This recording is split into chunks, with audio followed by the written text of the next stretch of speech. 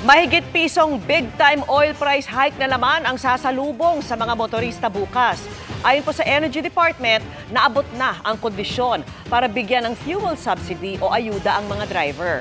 Pero hiling ng ilang tsuper, magtaas pasahe na lang. Nakatutok si Mark Salazar. Mahigit piso kada litro ang panibagong taas presyo ng diesel, gasoline at kerosene. Mabigat sa bulsa ng mga tsuper ang mahigit piso at 50 sentimos na taas presyo sa diesel na pinakamalaki simula nitong Enero. Ito na rin ang pang-8 taas presyo ng diesel ngayong taon. Sabi ng Energy Department, matagal nang naabot ang kondisyon para mamahagi ng ayuda sa mga driver ng public transportation. Last month, nag-certify na ho ang DOE to LTFRB, DOTR at ADA para i-trigger na ho yung subsidy program dahil umabot na ho ng 80 last month pa lang.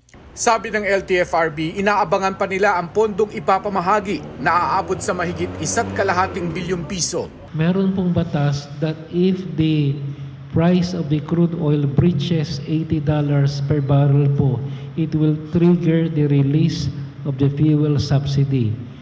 Now we're waiting for the advice from the DOTR para po ibigay sa amin ng pondo para dito po sa fuel subsidy. Kung operator o tsuper ka ng modern jeep, 10,000 pesos ang ayuda. 6,500 para sa mga bus, minibus, traditional jeepneys, tourist at school buses at taxis. 1,200 sa mga delivery rider at 1,000 sa tricycle drivers. 2019 pa raw may ganitong programa.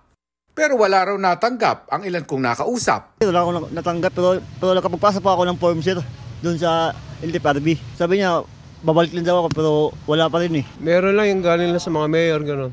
2,000. Mabilisan lang kasi parang panggasolina lang yan sir. Ang jeepney driver naman na si Mang Robelando, imbis na 6,500 pesos, ay nabigyan lang ng 3,000 pesos na tila isang iglap lang naubos. Dito kasi umiikot ako, ang diesel ko dito 400. Kung magatatlong ikot ka, di 1.4. Bali, papatak lang yun, matatlong araw lang.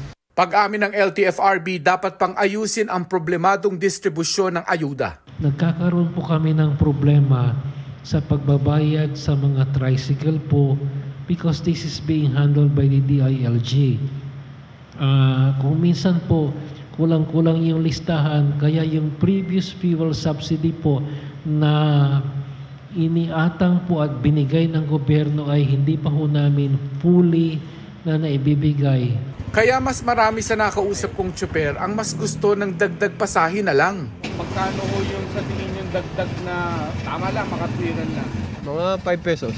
Magkano dapat na idagdag sa flag down rate para patas-patas tayo sa krudo?